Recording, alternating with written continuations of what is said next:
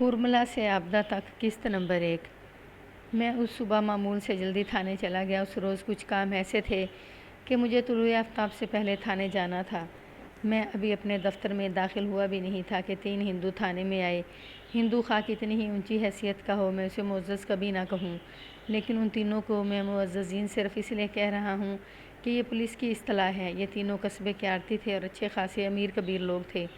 ان میں ایک بڑا ہی بھدا گول گپا چھوٹے ناٹک قد کا آدمی تھا۔ اس کی آنکھوں میں آنسو تھے۔ میں نے انہیں اپنے دفتر میں بٹھایا اور آمد کا مدعا پوچھا۔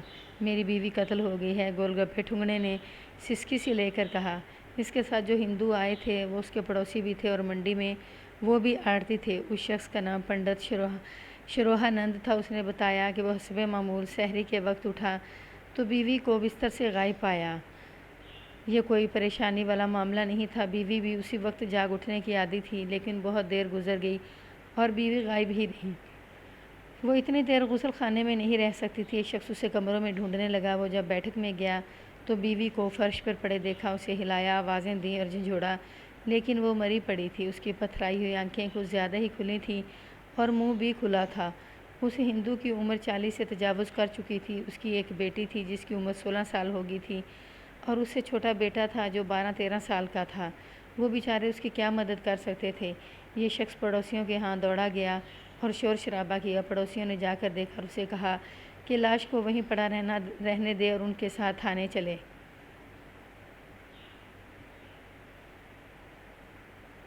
میں جس دور کی بات سنا رہا ہوں اس وقت کی قتل کی واردات یوں سمجھی جاتی تھی جیسے زلزلے کا شدید جھٹکا آیا ہو۔ بیشترین قارئین کرام اس دور کو تصور میں نہیں لا سکیں گے جب قتل کی اطلاع پورے تھانے کی بنیادوں تک ہلا ڈالتی تھی اور ڈی ایس پی وغیرہ تڑپ اٹھتے اور علاقۂ تھانے دار کی جان کو آ جاتے تھے۔ آج پاکستان میں تو قتل کو ایک معمولی واردات سمجھا جاتا ہے۔ قتل کی وارداتیں بھی اتنی کہ تھانے کے اندر بھی قتل ہوتے ہیں اور باہر کا تو حساب ہی نہیں۔ یہ ہندوستان کے علاقے کی واردات ہے جو ہندوؤں کی غالب اکثریت کا علاقہ تھا۔ وہاں قتل کا تصور تو موجود تھا، لیکن عملاً اتنی سنگین واردات کبھی کبھی ہوا کرتی تھی۔ میں نے پنڈت شردھانند سے کہا کہ وہ معلومات حاصل کر لیں جو قتل کی اطلاع پر کی جاتی ہیں، اور پھر میں نے ان کاموں کو سرد خانے میں پھینک دیا جن کی خاطر میں اتنی سویرے تھانے میں آیا تھا۔ میرے ساتھ ایک ہیڈ کانسٹیبل اور 3 کانسٹیبل تھے۔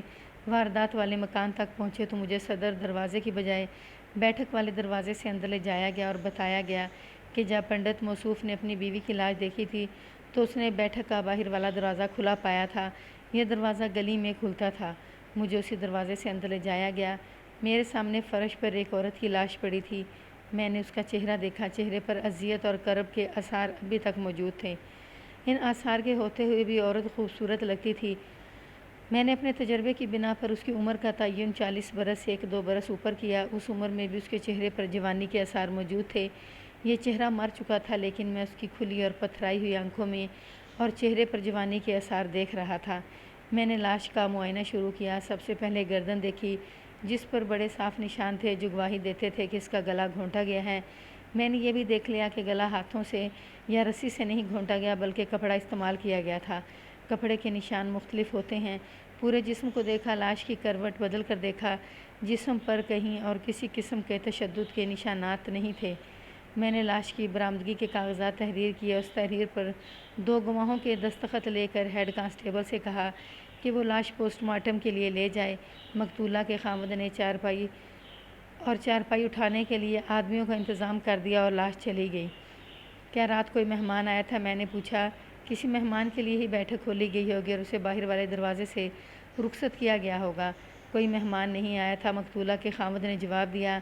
ایسے تو ہو نہیں سکتا تھا کہ میری بیوی کا کوئی ایسا مہمان آیا ہو جس کا مجھے علم نہ ہوتا۔ پھر آپ کی بیوی بیٹھک میں کیوں آئی تھی؟ میں نے پوچھا۔ رات کے وقت اس کا اس بیٹھک میں آنا میری سمجھ میں بھی نہیں آتا۔ اس نے کہا جب میں بیٹھک میں آیا اور لاش دیکھی تو سب سے پہلے گلی والا دروازہ دیکھا جو کھلا ہوا تھا۔ بہت سوچا ہے لیکن کچھ پتہ نہیں چلتا وہ کون تھا اور کس طرف سے آیا تھا۔ رات کو کبھی کبھار دروازے پر دستک ہوتی ہوگی؟ میں نے پوچھا۔ اگر ایسا ہوتا رہا ہے تو دروازہ کھولنے کون باہر نکلتا ہے، آپ یا آپ کی بیوی یا نوکر؟ گھر میں نوکر نہیں، اس نے جواب دیا۔ دروازہ میں ہی کھولا کرتا ہوں۔ رات کے وقت میں عورت کو دروازے تک نہیں جانے دیتا۔ ویسے بھی برا لگتا ہے کہ مرد گھر میں ہو اور دروازہ کھولنے عورت جائے۔ یہ تو پتہ ہی نہیں ہوتا کہ کون آیا ہے۔ میں نے دروازہ اچھی طرح دیکھا اور اسی چٹکیاں دیکھیں۔ دروازہ کہیں سے بھی ٹوٹا ہوا نہیں تھا اور کوئی ایسی نشانی نظر نہ آئی جس سے پتہ چلتا کہ قاتل نے باہر سے دروازہ کھول لیا تھا۔ یہ خیال بھی آیا کہ کیا فرض کیا کہ قاتل نے باہر سے دروازہ کھول لیا تھا تو اسے یہ بیٹھک خالی ملنی چاہیے تھی۔ مقتولہ بیٹھک میں کیوں آئی تھی؟ بیٹھک میں دوسرے فرنیچر کے علاوہ ایک قیمتی پلنگ بھی پڑا ہوا تھا۔ میں نے شردھا نند سے پوچھا کہ اس کی بیوی کہاں سویا کرتی تھی۔ اس نے جواب دیا کہ اس کے سونے کا کمرہ الگ ہے اور ہمیشہ اسی کمرے میں سویا کرتی تھی۔ میں نے سارا مکان گھوم پھر کر دیکھ لیا، اندر آنے کا کوئی راستہ نہیں تھا۔ مکان خاصا کشادہ تھا اور اس میں کمرے بھی 6-7 تھے، ڈیوڑی بھی تھی اور بالائی منزل بھی تھی۔ یہ بھی مجھے ناممکن نظر آیا کہ چھت کی طرف سے کوئی نیچے اترا ہوگا۔ مقتولہ کے خاوند سے پوچھا تو اس نے بتایا کہ صدر دروازہ اندر سے ٹھیک بند تھا۔ میرے کہنے پر پنڈت شردھا نند نے مجھے ایک سونے والے کمرے میں لے گیا جہاں میں نے 2 پلنگ بچھے ہوئے دیکھے۔ مجھے وہ پلنگ دکھایا گیا جہاں مقتولہ سوتی تھی۔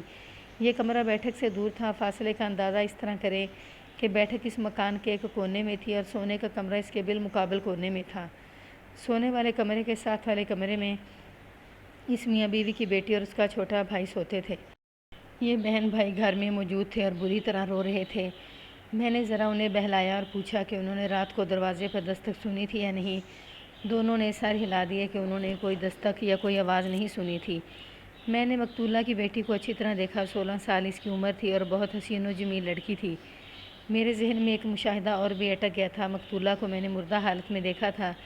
وہ دراز قد اور بڑے ہی اچھے جسم والی عورت تھی۔ اس کی خوبصورتی ایسی تھی کہ موت بھی اس کے چہرے پر پردہ نہیں ڈال سکی تھی۔ اس کے مقابلے میں اس کا خاوند ٹھگنے قد کا اور بہت ہی موٹا اور بھدا آدمی تھا۔ اس پر صدمے کا اثر تو تھا ہی، لیکن میں نے یہ مشاہدہ کیا کہ وہ بات کرتا تھا تو بالکل احمق لگتا تھا۔ بیشتر ہندو تاجروں میں ایک ہی چیز دیکھنے میں آتی تھی کہ انہیں دنیا کی کوئی اور دلچسپی نہیں ہوتی تھی اور عموماً اسی طرح احمقانہ باتیں کیا کرتے تھے، لیکن جب وہ اپنے کاروبار کی، لین دین کی اور سودے بازی کی بات کرتے تھے تو ان میں ایسی دانش مندی اور حاضر دماغی آ جاتی تھی کہ مد مقابل کو چکرا دیتے تھے۔ سوال ایک ہی تھا، مقتولہ رات کو بیٹھک میں کیوں گئی تھی اور دروازہ کس لیے کھولا گیا تھا؟ میں بیٹھک میں جا بیٹھا اور پنڈت شردھا نند کو بٹھا لیا۔ اس سے پوچھا کہ اس کی کسی کے ساتھ ذاتی دشمنی، خاندانی یا کاروباری دشمنی ہوگی۔ اس نے کورا سا جواب دے دیا کہ اس کی کسی کے ساتھ دشمنی نہیں تھی۔ میں نے بال کی کھال اتارنے کی پوری کوشش کی، لیکن یہ شخص مجھے کچھ بھی نہ بتا سکا۔ پنڈت جی مہاراج، میں نے قدرے جھنجھلا کر کہا، اگر آپ بیوی کے قاتل کو پھانسی چڑھتا دیکھنا چاہتے ہیں تو کچھ تو بتائیں جس کی روشنی میں میں تفتیش کروں۔ آپ تو میرے ہر سوال پر سر ہلا دیتے ہیں۔ میرے اس بات پر بھی اس نے تربوز جیسا سر ہلا دیا اور میری مایوسی میں اضافہ ہو گیا۔ اس میں تو کوئی شبہ تھا ہی نہیں کہ مقتولہ نے کس کے لیے بیٹھک کا گلی والا دروازہ کھولا تھا۔ وہ شخص آیا اور عورت کو قتل کر کے چلا گیا۔ میں مقتولہ کے اس پنڈت خاوند سے سوال پوچھ رہا تھا اور میں جان چکا تھا کہ اس کے پاس میرے کسی بھی سوال کا تسلی بخش جواب نہیں، پھر بھی میں سوال کیے جا رہا تھا۔ اس کے ساتھ میرا دماغ سوچ یہ رہا تھا کہ مقتولہ پیشاب وغیرہ کے لیے اٹھی ہوگی اور کسی نے صدر دروازے کی بجائے بیٹھک کے دروازے پر دستک دی ہوگی اور اس نے جا کر دروازہ کھولا اور وہ شخص اسے قتل کر کے چلا گیا۔ اس سوال میں سے ایک نہایت اہم سوال اٹھتا تھا، وہ یہ کہ قتل کا باعث کیا تھا۔ مقتولہ کے ساتھ کسی بھی قسم کی زیادتی نہیں ہوئی تھی، گھر میں کوئی چیز چوری نہیں ہوئی تھی۔ یہ تو میں نے خاص طور پر دیکھ لیا تھا کہ اس قتل کا باعث ڈکیتی نہیں تھا۔ ایک امکان یہ بھی تھا کہ مقتولہ کی بیٹی جوان تھی، یہ لڑکی کسی کو چاہتی ہوگی اور اس نے اپنے محبوب کو بیٹھک میں ملاقات کا وقت دیا ہوگا۔ وہ آیا اور لڑکی نے دروازہ پہلے ہی کھول رکھا تھا اور جب وہ اندر آیا تو ماں جاگ اٹھی اور بیٹھک میں آئی۔ اندر آنے والے نے یہی بہتر سمجھا کہ اس عورت کو راستے سے ہٹا دیا جائے تاکہ شہادت ہی نہ رہے۔ پھر ایک امکان یہ بھی تھا کہ پنڈت شردھا نند نے ہی اس عورت کا گلا گھونٹا اور بیٹھک میں پھینک دیا اور صبح تھانے رپورٹ کرنے جا پہنچا۔ یہ تھے وہ امکانات جو میرے ذہن میں آئے اور میں نے انہیں ذہن میں محفوظ کر لیا۔ میں نے مکان کو اچھی طرح دیکھ لیا تھا، میں اوپر گیا تھا اور پھر میں نے اس پنڈت کو بڑی محنت اور توجہ سے کھنگال لیا تھا، مگر کچھ بھی حاصل نہیں ہوا تھا۔ مجھے مقتولہ کی بیٹی اور بیٹے سے کوئی نہ کوئی سراغ مل سکتا تھا، لیکن ابھی وہ دونوں صدمے کی ایسی حالت میں تھے کہ ہچیاں لے لے کر رو رہے تھے۔ اس حالت میں ان سے کچھ اگلوانا محال تھا۔ میں تھانے چلا گیا۔ میں اپنے ساتھ پنڈت شردھا نند کے دونوں پڑوسیوں کو لے گیا تھا اور ان کی وساست سے ایک اور پڑوسی بھی میرے ساتھ ہو لیا تھا۔ میں نے تینوں کو دفتر میں بٹھا کر لیکچر دیا اور ڈرایا یوں کہ شہری ہوتے ہوئے ان پر فرض ہوتا ہے کہ وہ جو کچھ بھی جانتے ہیں پولیس کو بتائیں۔ تاکہ قاتل بچ کر نہ جا سکے۔ میں نے یہ بھی کہا کہ بعد میں اگر پتہ چلا کہ ان میں سے کسی کو یا تینوں کو کوئی انتہائی اہم بات معلوم تھی تو میں اس شخص کو اس جرم میں گرفتار کر سکتا ہوں کہ اس نے ضروری شہادت چھپا لی تھی۔ یہ بھی کہا کہ قاتل نہ پکڑا گیا تو یہی واردات ان میں سے بھی کسی کے گھر میں بھی ہو سکتی ہے۔ اس طرح لیکچر دے کر میں نے باری باری انہیں اپنے پاس بٹھا کر سوال و جواب کا سلسلہ شروع کر دیا۔ کم و بیش 3 گھنٹے کی جھک جھک کے بعد مجھے جو باتیں معلوم ہوئیں وہ یہ تھی کہ مقتولہ ان عورتوں میں سے نہیں تھی جنہیں خاوند اپنے پاؤں کے نیچے دبا کر رکھتے ہیں اور انہیں جائز بات کرنے کی اجازت بھی نہیں ہوتی۔ خاوند صرف کاروبار میں تیز ترار تھا، باقی معاملات میں یعنی معاشرتی اور گھریلو باتوں میں اسے کوئی دلچسپی نہ تھی، نہ اس میں اتنی عقل تھی کہ ان امور کو اپنی مرضی کے مطابق چلا سکتا یا کم از کم سمجھ ہی سکتا۔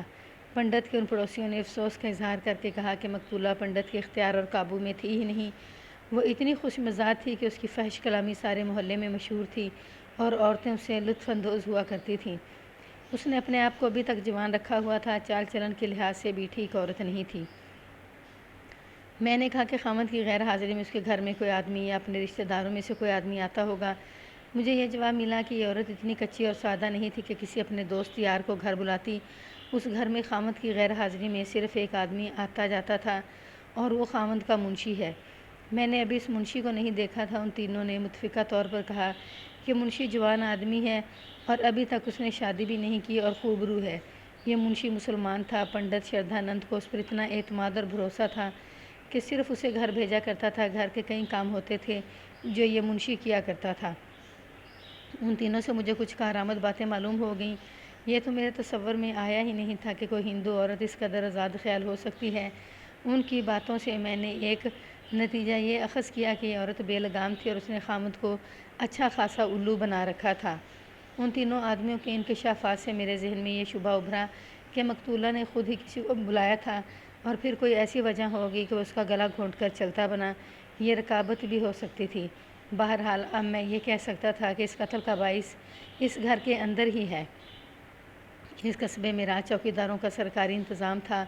ہر وارڈ کا چوکیدار الگ تھا۔ اس وارڈ کا چوکیدار تھانے آیا بیٹھا تھا اور چوکیداروں کا میٹ بھی موجود تھا۔ جب کوئی واردات ہو جاتی تھی تو اس وارڈ کا چوکیدار کسی حکم کے بغیر تھانے آ جاتا تھا کیونکہ اسے معلوم ہوتا تھا کہ اسے بلایا جائے گا۔ میں نے ان تینوں آدمیوں کو رخصت کر دیا اور چوکیدار کو بلا لیا۔ میں اس چوکیدار سے یہ توقع رکھتا ہی نہیں تھا کہ اس نے اس گھر میں کسی کو داخل ہوتے اور یہاں سے نکلتے دیکھا ہوگا۔ ہر چوکیدار کی ذمہ داری کا علاقہ اتنا زیادہ تھا کہ ان بیچاروں کی استطاعت سے باہر تھا۔ پھر بھی میں نے چوکیدار سے پوچھا کہ اس نے اس گلی میں سے کسی کو گزرتے دیکھا تھا۔ چوکیدار نے ایک ایسی بات بتا دی جسے میں امید کی کرن کہوں تو غلط نہ ہوگا۔ اس کا بیان یہ تھا کہ گزشتہ رات اس نے کسی کو دیکھا نہیں تھا، البتہ 6-7 روز پہلے ایک آدمی کو دیکھا تھا۔ تقریباً آدھی رات وقت ڈیوٹی کے اس دروازے سے ایک آدمی نکلا اور بائیں کو مڑ کر چلا گیا اور آگے جا کر گلی دائیں کو مڑتی تھی اس طرف غائب ہو گیا۔ اس وقت چوکیدار اس سے کوئی دور کھڑا تھا، وہ اس شخص کو پہچان نہیں سکا۔ پھر چوکیدار نے یہ بھی بتایا کہ اس سے 7-8 روز پہلے بھی اس نے اسی بیٹھک میں سے کسی آدمی کو نکلتے دیکھا تھا، وہ بھی اسی طرف چلا گیا تھا جس طرف یہ دوسرا آدمی گیا تھا۔ اس وقت چوکیدار زیادہ دور نہیں تھا۔ وہ تیز قدم اٹھاتا قریب آیا تو ایک ہاتھ دروازے میں سے باہر نکلا جس نے کواڑ بند کر دیا۔ گلی کی بتی ذرا دور تھی لیکن اتنی بھی نہیں کہ یہ ہاتھ نظر نہ آ سکتا۔ یہ ہاتھ ہی نہیں تھا بلکہ کندھے تک پورا بازو تھا۔ میں نے چوکیدار سے پوچھنا شروع کر دیا تو اس کی یاد نکھر آئی۔ اس نے میرے سوالوں کا جواب دیتے ہوئے کہا کہ یہ بازو 100% ایک عورت کا بازو تھا۔ بازو میں چوڑیاں بھی تھیں اور قمیض کی آستین سے صاف پتہ چلتا تھا کہ زنانہ کپڑا ہے۔ اس عورت کا چہرہ سامنے نہیں آیا تھا۔ میں نے یہ تعین کرنے کے لیے کہ یہ ہاتھ بازو ماں کا ہے یا بیٹی کا چوکیدار سے پوچھا لیکن وہ کوئی تسلی بخش جواب نہ دے سکا۔ مجھے اس سے ایسی ہی توقع تھی۔ اس نے سراغ رسانی یا جاسوسی کی نظر سے نہیں دیکھا تھا بلکہ اسے اطمینان ہو گیا کہ جو آدمی اس گھر سے نکلا ہے وہ اس گھر کا آدمی ہوگا یا کوئی مہمان ہوگا جسے گھر کی عورت نے رخصت کیا ہے اور یہ کوئی چور اچکا نہیں۔ یوں چوکیدار نے میرے شک کی تائید کر دی کہ اس واردات کا باعث اس چار دیواری کے اندر ہی ہے اور یہ کوئی چوری چکاری یا ڈکیتی کی واردات نہیں، نہ یہ واردات اتفاقیہ ہوگی ہے۔ اب مجھے یہ اطمینان ہو گیا کہ قاتل پہلے بھی رات کے وقت گھر میں آتا رہا ہے اور خود ہی نہیں آتا رہا بلکہ اسے بلایا جاتا تھا۔ یہ میری عقل و دانش اور فہم و فراست کی آزمائش تھی۔ کوئی سراغ اور کوئی نشان نہیں تھا۔ مجھے اب اپنی عقل سے اور اپنے تجربے سے کام لینا تھا ورنہ میرے لیے ناکامی ہی ناکامی تھی۔ یہ ایک ایسا کیس تھا جسے پولیس کی زبان میں اندھا قتل کہتے ہیں، یعنی ایسا قتل جس میں قاتل نے کوئی نشان اور کوئی سراغ نہ چھوڑا ہو۔ میں نے چوکیدار سے کہا کہ مجھے ایک ایسا آدمی یا عورت درکار ہے جو مقتولہ کے بارے میں اندر کی باتیں بھی بتا سکے۔ یہ تو میں نے اپنے دوسرے ذرائع سے بھی معلوم کر لینا تھا، لیکن میں ہر ذریعے سے فائدہ اٹھانے کی کوشش میں تھا۔ اسے آپ یہ بھی کہہ سکتے ہیں کہ میں تنکوں کے سہارے ڈھونڈ رہا تھا۔ چوکیدار عقل والا معلوم ہوتا تھا۔ اس نے بتایا کہ وہ ایک عورت کو لے آئے گا جو گھر کی خبر رکھتی ہے۔ اس نے یہ بھی کہا کہ وہ اس عورت کو شام کے بعد لائے گا، کیونکہ غریب عورت ہے اور انہی گھروں سے اسے دال روٹی اور کپڑا ملتا ہے، کسی کو یہ نہ پتہ چلے کہ وہ تھانے آئی تھی۔ چوکیدار کو رخصت کر کے میں نے مخبروں کو تھانے بلانے کا حکم جاری کیا۔ آپ کے ہاں مخبر کا تصور کچھ اور ہوگا، مگر میں آپ کو بتاؤں کہ یہ کیسے حضرات پولیس کے پاس آ کر مخبری کرتے ہیں تو آپ کا تصور چکنا چور ہو جائے اور آپ حیران بھی ہو جائیں۔ ایک یہ تو پولیس کے پیشہ ور مخبر ہوتے ہیں جن کا سوسائٹی میں کوئی اونچا مقام نہیں ہوتا، مثلاً واردات رجسٹرڈ بدماش، جرائم پیشہ اور سزا یافتہ لوگ۔ اصل مخبری تو وہ معززین کرتے ہیں جو اپنے اپنے علاقے میں عوام کے حاکم بلکہ حکمران بنے رہتے ہیں، لیکن پولیس کے افسروں کے ہاں جا کر وہ ایک دوسرے کے خلاف غیبت کا ارتکاب کرتے ہیں۔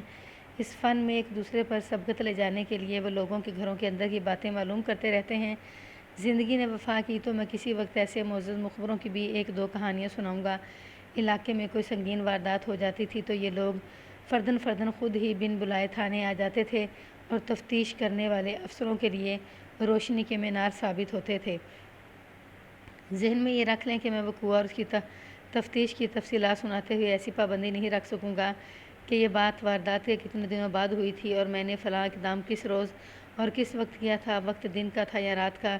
بات پرانی ہو گئی ہے، اس لیے دن اور وقت کا تعین میرے لیے ممکن نہیں رہا۔ اس قصبے میں ایک سرکاری ہسپتال تھا جس کا ڈاکٹر وہیں پوسٹ مارٹم کیا کرتا تھا۔ اس سے ہمیں یہ سہولت تھی کہ تفتیش میں وقت ضائع نہیں ہوتا تھا۔ مقتولہ کی پوسٹ مارٹم رپورٹ آئی تو پتہ چلا کہ اس کی موت رات 11:30 اور 12 بجے کے درمیان واقع ہوئی ہے۔